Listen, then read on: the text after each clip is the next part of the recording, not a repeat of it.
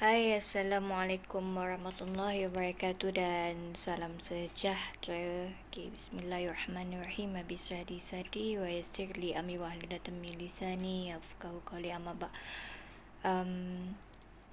Saya sebenarnya macam menahan diri daripada komen berkenaan dengan isu ini sebab saya yakin ada juga di antara rakan-rakan saya yang tidak mengambil keputusan tidak nak ambil vaksin. Ada juga di antara rakan-rakan saya yang sangat pro dengan vaksin. Jadi saya ambil jalan tengah untuk tidak juga mengkritik mereka yang tak nak ambil vaksin. Tidak nak juga mengkritik mereka yang pro sangat dengan vaksin. Okay. Jadi it's equal lah for me. Sebab saya pun ambil vaksin. Okay, saya ambil Sinovac. Dan Alhamdulillah saya dah full dose. Saya dah ambil dua-dua dos untuk vaksin. Dan saya ambil pendekatan untuk percaya kepada mereka yang lebih pakar, terutamanya kalau kita bercakap tentang soal kesihatan kan, kita berpandukan kepada pengetahuan ataupun information yang kita dapat daripada pakar itu sendiri. Jadi pada yang dekat luar sana, dia mengatakan mereka ini tak setuju dengan pengambilan vaksin, tak setuju dengan diskriminasi daripada pihak kerajaan, pihak berkuasa. Saya taklah menyatakan bahawa tidak bersetuju mereka ini satu bentuk penentangan kepada perintah daripada yang berkuasa ataupun perintah daripada orang yang mentadbir lah, maksudnya kerajaan lah. Jadi ada pro and contra dekat situ. Jika anda anti vaksin, saya pun tak nak mengkritik anda. Sekiranya anda pro vaksin, saya pun tak nak menyatakan bahawa anda adalah di golongan yang betul. Cuma cara dia bagaimana kita berdepan dengan kelompok ini.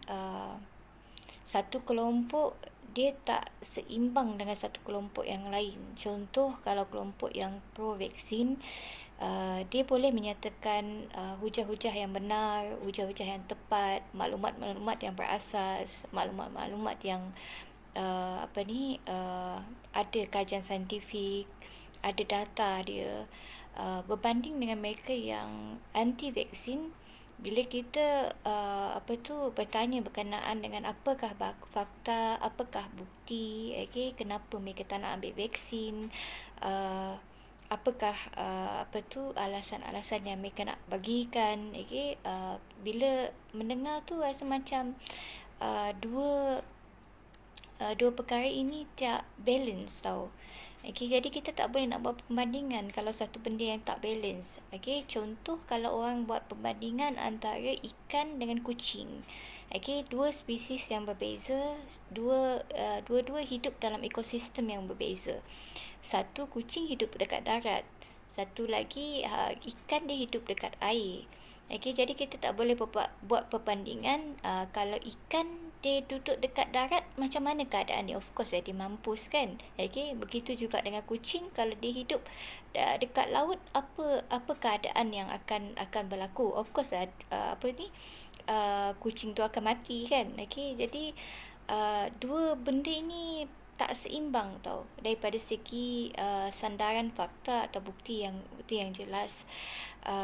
Jadi saya berharap kalau kita berdepan dengan kelompok seperti ini, contoh kalau saya dah ambil vaksin kan, bukan contoh, memang saya dah ambil vaksin, dan saya nak sampaikan kepada individu yang tak nak ambil vaksin. Bagaimana saya nak jelaskan pada orang ini? Ia sama macam kita jelaskan sesuatu pandangan ataupun pendapat kita jelaskan prinsip kita berdasarkan alasan-alasan tertentu. So kita jelaskan dia, tetapi dalam masa yang sama kita tak mengkritik satu fakta yang lain. Misal katanya, contoh saya nak bagi tahu kebaikan pada vaksin, kemudian saya pula akan bagi tahu keburukan kalau tak ambil vaksin. So itu merupakan satu perbandingan yang boleh juga dibuat sebenarnya, salah satu cara lah. Okay, tetapi ada orang yang tak nak buat seperti itu sebab dia pandang benda ini tak nampak balance daripada segi situ. Kalau saya akan lebih menyatakan apa kebaikan daripada pengambilan vaksin berbanding dengan keburukan kalau anda tak ambil vaksin. Okay, so dia adalah dua benda yang berbeza lah. Okay, dan cuma saya tak setuju dengan beberapa posting yang di-share oleh orang. Saya rasa benda ini di-share oleh ramai orang. Saya ada tengok daripada satu komen yang dibuat oleh atau reaction yang dibuat oleh satu channel dekat YouTube, nama dia Art Donivia Channel. Dan satu lagi saya dah dengar daripada siapa nama pelakon cerita, apa nama dia, mistik tu, lupa, Per Andre ke nama dia. Okay, dia ada bagi komen lah, okay, dalam YouTube berkenaan dengan seorang individu ini tadi. Dan individu ini adalah orang yang melakukan tindakan saman ke atas saya. Walaupun benda ini tidak berkaitan, tetapi saya rasa orang bila tahu saya ada perbahasan dengan individu ini, saya ada kes dengan individu ini, orang start hantar link lah berkenaan dengan status-status beliau yang mengulas berkenaan dengan vaksin. Jadi ada beberapa pandangan daripada individu ini yang saya tak bersetuju lah secara keseluruhan. Okay, ada benda yang saya tak rasa ada benda yang disampaikan tu saya setuju. Okay, pada saya hampir keseluruhan kot apa yang disampaikan itu saya tak setuju, terutamanya bila dia bercakap tak apa kalau kita menggunakan helah. Okay, kalau kita menggunakan helah untuk dia punya statement tersebut lah. Okay, dia punya posting tersebut anda boleh rujuk lah dia punya IG ada, FB dia pun ada juga, FB profile dia lah. Bukan atas nama individu berkenaan lah, tapi dia ada nama sebenar dia letak dekat situ. Tapi IG dia anda boleh cari lah. Okay, anda boleh rujuk pada individu, saya tak nak sebut nama dia. Okay, so anda boleh rujuk FB dia ada posting berkenaan dengan isu-isu berkenaan dengan vaksin ni banyak dalam IG dia. Dan saya tak berapa setuju kalau dia cakap tak berdosa kalau kita gunakan helah. Helah ni lebih kepada unsur penipuan lah, menipu bila kita nak buat CJ palsu ke, okay, berkenaan dengan kita tak cucuk vaksin tapi kita buat CJ palsu yang menyatakan kita ni dah divaksin sedangkan kita belum lagi divaksin. Ia satu benda yang berbahaya sebenarnya. Okay, berbahaya kepada masyarakat, berbahaya kepada golongan-golongan, dan ia adalah satu bentuk yang tidak adil. Tidak adil kepada mereka yang dah ambil vaksin. Sekiranya anda tak nak ambil vaksin, itu adalah kehendak anda sendiri. Kita tak boleh nak paksa orang untuk ambil vaksin. Kita tak boleh paksa orang untuk untuk ambil apa benda yang tak nak ambil. Okay, bukan hak dan kuasa kita untuk decide you kena ambil vaksin ataupun tidak. Tapi kita boleh jelaskan apa kebaikan-kebaikan daripada vaksin ini tadi untuk kita lah yang mungkin orang awam ni. Tapi orang yang boleh ambil tindakan adalah kalau macam pemerintah dia nak wajibkan sesuatu, itu adalah hak pemerintah lah. Okay, itu adalah hak pemerintah. Cuma adakan helah atau penipuan ni adalah satu tindakan yang tidak bertanggungjawab sebenarnya, okay, oleh pihak-pihak tertentu, yang sebenarnya boleh membahayakan orang awam atau individu yang dah ambil vaksin, tapi orang-orang yang berada sekeliling dia menipu ataupun dibuat CJ palsu ke, dia tak ambil vaksin tapi dia cakap dia ambil vaksin. So itu satu tindakan yang tidak bijak lah pada saya. Saya tak setuju dengan statement yang tu, dan ada beberapa statement yang lain yang saya tak berapa setuju lah. So saya tak tahu apa benda yang dia nak ambil daripada statement yang dia buat tersebut, which is sangat berbahaya sebenarnya. Bukan hanya dia boleh mendatangkan fitnah kepada diri dia sendiri, tetapi dia boleh mendatangkan fitnah kepada image agama yang dia pegang. Which is sayang sebenarnya. Dia ada ilmu yang tinggi, dia belajar tinggi, dia ada ijazah daripada Al-Azhar. So title yang ada pada diri dia, yang title yang orang bagi kepada dia, walaupun mungkin saya tak ambil pendekatan untuk sebut dia dengan title tersebut, tapi masyarakat dia masih menggelarkan individu berkenaan dengan panggilan tersebut, panggilan orang agama. Jadi dia bawa image agama. Bila dia bawa image agama, dia kena orang cakap tunjuk yang memang dia orang agama yang boleh dipercayai lah. Tapi kalau dia dah start ajar untuk buat hela, dan tak salah kalau kita buat hela, saya tak setujulah dengan benda tersebut sebagai orang awam. Dan kalau saya berdepan dengan orang sekeliling saya, saya dah ambil vaksin, kemudian anak saya dia belum lagi cukup umur ambil vaksin, kemudian dia bergaul dengan orang-orang sekeliling yang mengaku ambil vaksin tapi dia ambil vaksin. So saya anggap orang itu tidak bertanggungjawab. Orang tersebut mengancam keselamatan anak-anak saya ataupun keluarga saya ataupun orang sekeliling saya. So I didn't agree with it. Kalau anda tak nak ambil vaksin, teruskanlah kehidupan seperti mana orang tak ambil vaksin. Sebab anda adalah golongan yang berisiko. Dan ada orang kritik juga, kalau vaksin ini berkesan, kenapa ada booster, kenapa kena ada dos yang ketiga. Saya tak nak ulas berkenaan dengan benda ini sebab saya bukan pakar.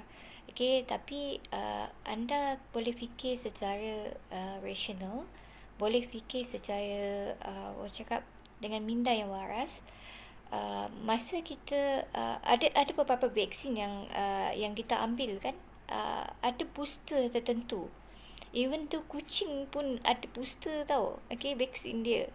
Adakah bermaksud vaksin ini tidak berkesan? That's why kita ambil booster. Ini sebab dia. Sebab kadang-kadang kita punya badan ada kandungan-kandungan tertentu dalam badan. Bila kita injection vaksin kan, kita punya antibody dia akan meningkat.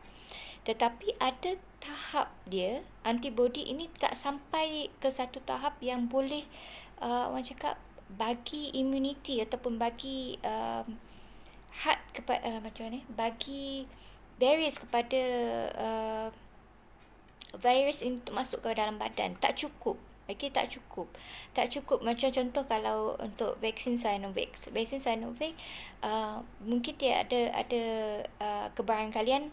Saya rasa bukan kebarangkalian lagi, memang akan ada dos yang ketiga. Untuk menambah imunisasi badan ke satu peringkat, kerana virus COVID-19 dia sudah macam cakap dia dah bermutasi ke satu tahap di mana diperlukan antibody yang lebih tinggi daripada yang kita dapat before this.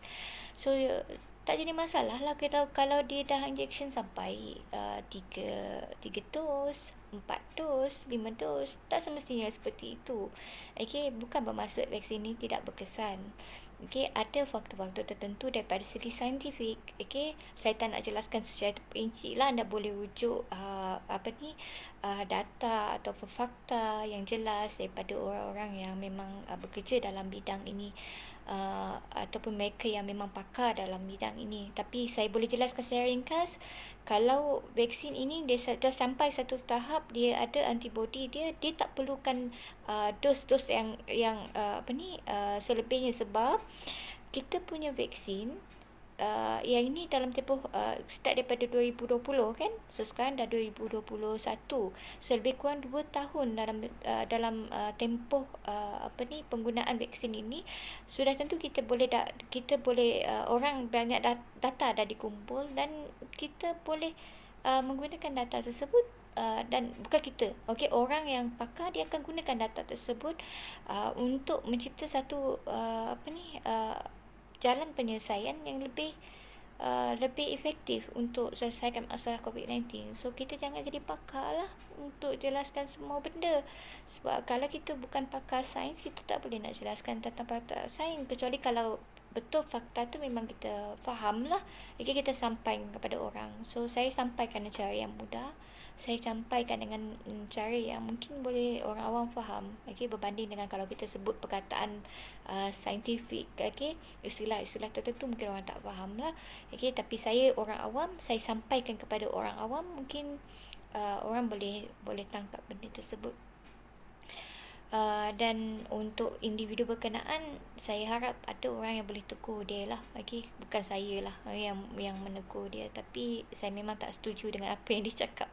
Okay, berkenaan dengan dia membenarkan orang untuk menipu, untuk buat helah mungkin mungkin dimaksudkan tu cara yang lain lah. Okay, tapi helah kalau daripada sudut perkataan dia, daripada sudut